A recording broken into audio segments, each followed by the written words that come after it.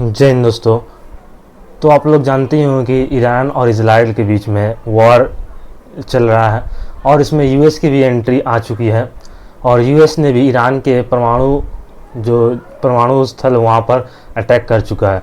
तो जानेंगे इस वीडियो में कि इजराइल और ईरान के वॉर से स्टॉक मार्केट पर क्या प्रभाव पड़ने वाला है, क्या इम्पैक्ट होगा हमारे इंडियन स्टॉक मार्केट में, कौन सा सेक्टर ज़्यादा प्रभावित होगा और कौन सा सेक्टर बूम भी करने वाला है। जी हाँ, वॉर में कुछ सेक्टर इम्पैक्ट होगा तो कुछ सेक्टर जो है बूम भी होगा।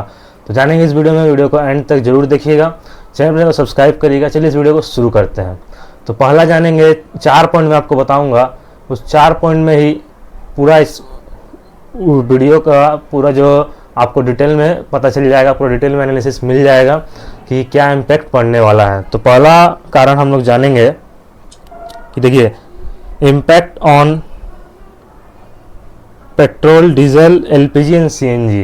देखिए ये तो एकदम निश्चिंत है कि इनका जो इम्पैक्ट है वो ऑयल में पड़ने वाला है। ठीक है, इससे क्या होगा, ऑयल जो है महंगा हो जाएगा। ठीक है, और India currently buys 90% of its crude oil need and 50% of its natural gas supply from other countries. India जो है 90% क्रूड ऑयल बाई करती है अदर कंट्री से, हम लोग इंपोर्ट करते हैं, और 50% जो नेचुरल गैस हम लोग इंपोर्ट करते हैं अदर कंट्री से। तो ये अभी मुश्किल हो जाएगा। ठीक है, उसके बाद अगर हम बात करेंगे, this is also used for generating electricity, producing fertiliser.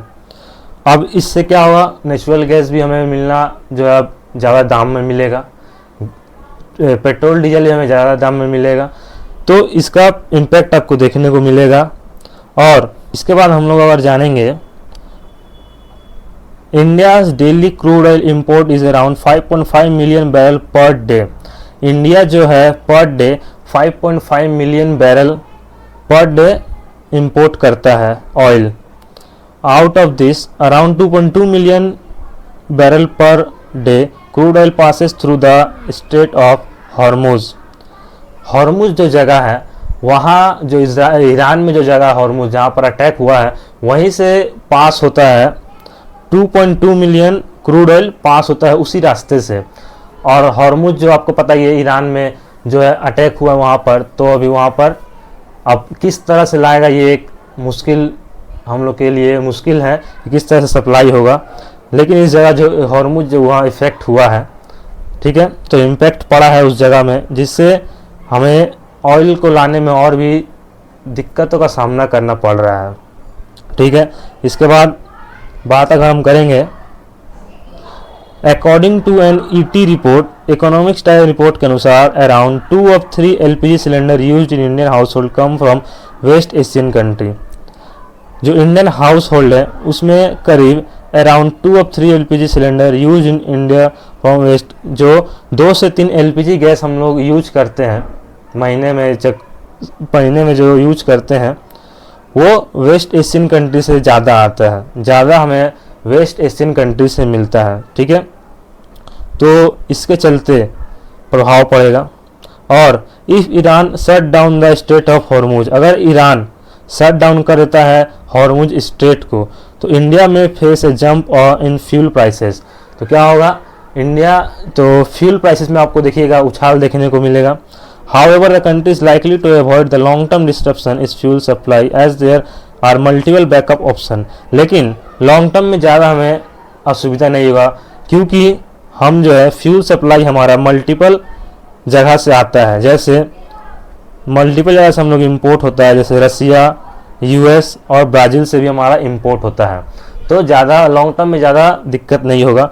और ऑयल मिनिस्टर हरदीप सिंह पुरी का एक बयान है कि country has enough fuel supply to meet requirement for several weeks.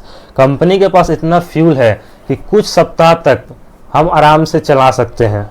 ठीक है, ये ऑयल मिनिस्टर हरदीप सिंह पुरी जी का बयान है कि कुछ सप्ताह तक हम जो है ऑयल माने चला सकते हैं। लेकिन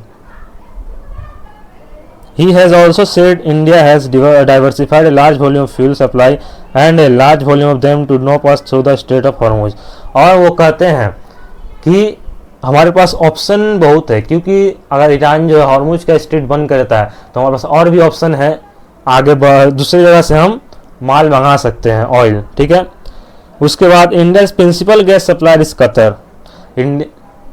इंडिया का जो है प्रिंसिपल गैस सप्लायर जो कतर है, ठीक है, which does not use the strait of Hormuz to supply natural gas to India, जो कि हम लोग हॉर्मुज का स्ट्रेट नहीं यूज करते हैं नेचुरल गैस सप्लाई के लिए, ठीक है। India also import gas from Australia, Russia and the US which do not depend on the choke point. हम लोग ईरान पर पूरा डिपेंड नहीं है, हमारा नेचुरल गैस जो है ऑस्ट्रेलिया से भी आता है, रसिया से भी आता है, यूएस से भी आता है, तो हम लोग इन सब देश से भी मंगा सकते हैं, ठीक है। तो पहला इम्पैक्ट था ऑयल पर, कि अगर लॉन्ग टर्म में अगर हम देखें तो हमारा कुछ ज़्यादा नुकसान नहीं होगा, क्योंकि हम अदर्स कंट्री से भी माल मंगाते हैं, नेचुरल गैस या ऑयल हम लोग मंगाते हैं, तो ज़्यादा हमें नुकसान नहीं होगा। लेकिन ऑयल का प्राइस जो है, फ्यूल का प्राइस जो, क्रूड ऑयल का प्राइस जो है बहुत बढ़ जाएगा। इससे क्या होगा, महंगाई बढ़ जाएगा।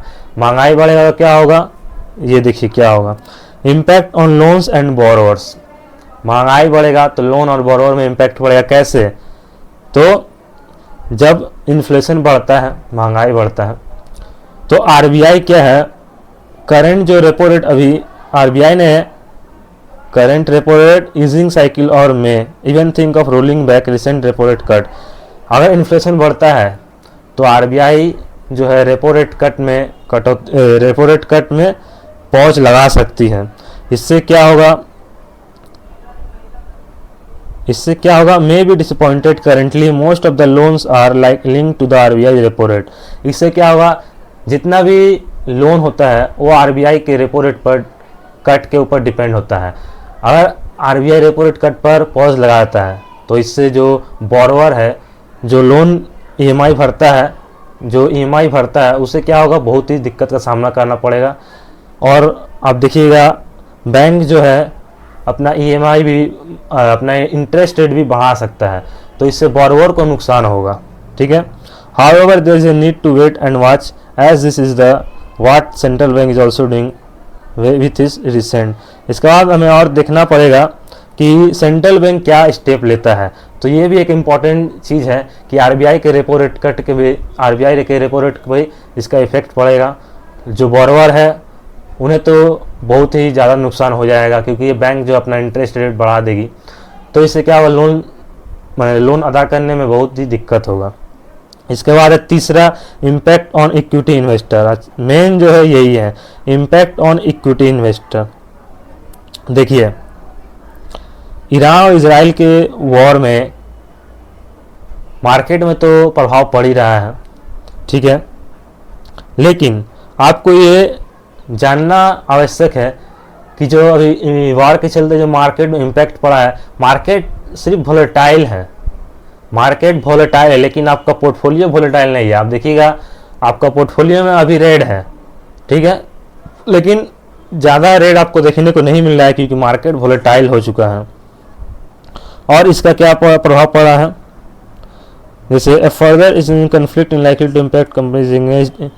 देखिए इसका क्या होगा, अब सेक्टर के ऊपर प्रभाव पड़ेगा। जैसे मार्केट में सेक्टर है, अब इस वार के चलते किस सेक्टर में प्रभाव पड़ेगा, तो ऑयल मार्केटिंग, एविएशन के ऊपर प्रभाव पड़ेगा, पेट्रोकेमिकल्स के ऊपर प्रभाव पड़ेगा, केमिकल्स के ऊपर प्रभाव पड़ेगा, paint, tyre, automobiles and fertiliser के ऊपर इसका प्रभाव पड़ेगा। इससे क्या होगा, एफआईआई जो अपना माल बेचने लगेंगे। म्यूचुअल फंड को जो है लॉस होने लगेगा, क्योंकि म्यूचुअल फंड ही इतना संभालता है, तो म्यूचुअल फंड अब लॉस में जाने लगेगा। अब लोग अपना देखेंगे म्यूचुअल फंड, अगर म्यूचुअल फंड देखेंगे तो उनका पोर्टफोलियो रेट दिखाई देगा, ईटीएफ में इसका प्रभाव पड़ेगा, और जो है आपका पोर्टफोलियो भी नेगेटिव देखने को मिल सकता है, ठीक है। On Monday oil price jump to their highest since January. Monday को जो है ऑयल प्राइस जो है जंप करके जनवरी के हाईएस्ट में चला गया है, जनवरी से हाईएस्ट में आ गया। The ongoing conflict is expected to have according to a PTI report के अनुसार India trade with Iran and Israel has already been impacted. India का जो व्यापार चलता है ईरान और इजराइल के साथ वो तो इम्पैक्ट पड़ रहा है। Further escalation could risk export to countries like Iraq, Jordan, Lebanon, Syria and Yemen. इससे क्या हो रहा है ना, एक्सपोर्ट का रिस्क भी बढ़ जा रहा है, क्योंकि हम अदर्स कंट्री से भी हम लोग एक्सपोर्ट करते हैं, माल हम लोग बाहर भेजते हैं। कौन कौन से कंट्री में? इराक में, जॉर्डन में, लेबनान में, सीरिया में और यमन में। इस वॉर के चलते जो है एक्सपोर्ट में भी प्रभाव इम्पैक्ट देखने को मिल सकता है। The conflict is also expected to impact basmati rice trader. Basmati rice trader पर भी इसका इम्पैक्ट पड़ने वाला है, as Iran is one of the biggest buyers of Indian basmati. Iran जो है बिगेस्ट बायर है इंडियन बासमती राइस का। तो ईरान तो अभी इस वॉर के सीजन से चल रहा है, तो इसका इम्पैक्ट भी बासमती राइस ट्रेडर को भी पड़ेगा। ठीक है, उसके बाद चौथा है इम्पैक्ट ऑन गोल्ड प्राइसेस। जी हाँ, गोल्ड प्राइसेस पर भी इसका इफेक्ट पड़ने वाला है। जैसे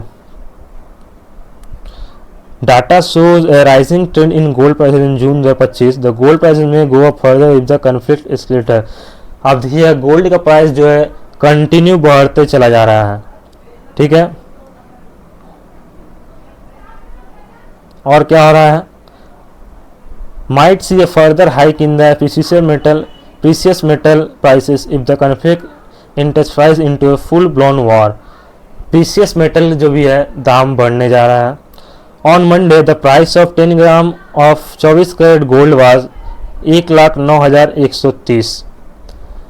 मंडे को देखा गया है 10 ग्राम ऑफ 24 कैरेट गोल्ड का कीमत जो है 1,09,130 चला गया है, जो कि अराउंड है 3,000 higher than the price of 97,483 पर 10 ग्राम रिकॉर्डेड ऑन जून 1। जून 1 को जो प्राइस था 10 ग्राम गोल्ड का 24 कैरेट 97,483 था पर 10 ग्राम, जो कि अब बढ़कर हो चुका है 1,09,130 रुपये हो चुका है 10 ग्राम का।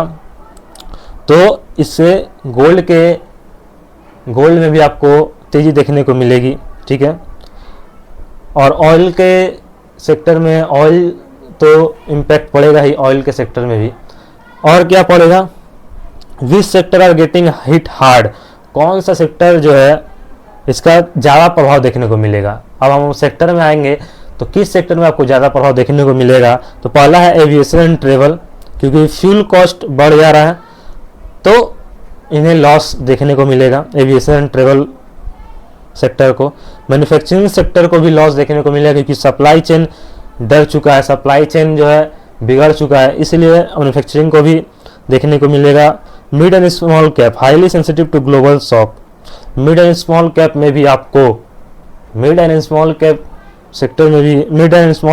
शेयरों में भी आपको जो है नीचे जाता हुआ दिख सकता है, क्योंकि highly sensitive to global shock से अब जब भी देखिए ग्लोबल में कुछ होगा, कोई भी वार हुआ चाहे कोई भी कुछ घटना हुआ ग्लोबल में, तो मिड कैप और स्मॉल कैप स्टॉक ज़्यादा गिरते हैं। अब किन सेक्टर को लाभ होने वाला है ये भी जान लीजिए। जी हाँ, इस वार में कुछ सेक्टर जो है उनको भी लाभ होने वाला है, जैसे गोल्ड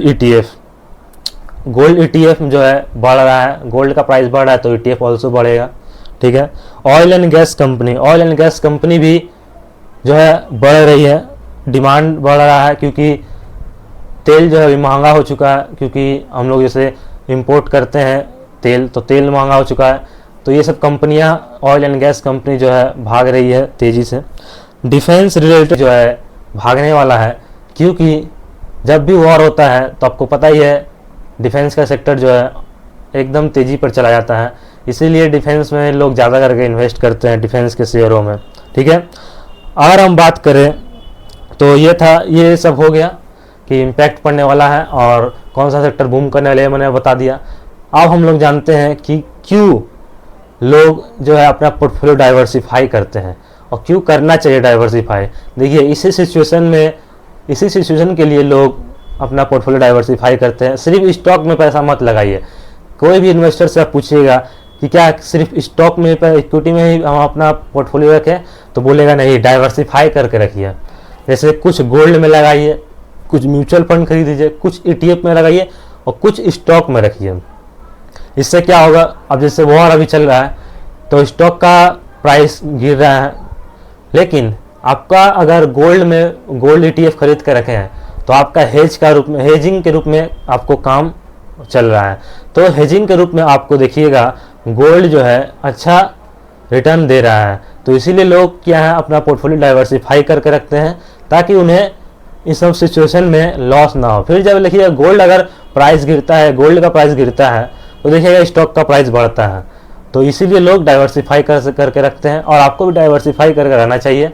तो पैनिक होने की ज़रूरत नहीं है, पैनिक मत होइए इस वॉर में, इन्वेस्टेड रहिए, अपॉर्चुनिटी का लाभ उठाइए कि कुछ और आपको स्टॉक नीचे मिल रहा है तो आप बाई करिए। कुछ दिन मार्केट नीचे रहेगा लेकिन उसके बाद तेज़ी में फिर चला आएगा, यही मार्केट का नीति रहा है। तो पैनिक मत होइए, अपॉर्चुनिटी का लाभ उठाइए,